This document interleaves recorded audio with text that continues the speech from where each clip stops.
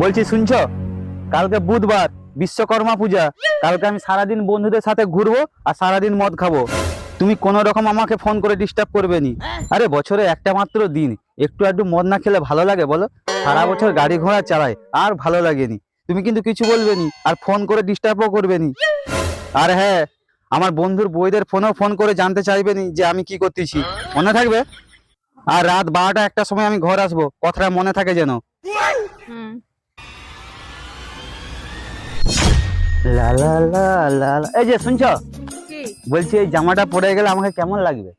তুমি সেজে গুজে কোথায় যাবে? এই, কালকে তোমাকে বললাম না যে বিশ্বকর্মা পূজা আছে, বন্ধুদের সাথে মদ খেতে যাবো?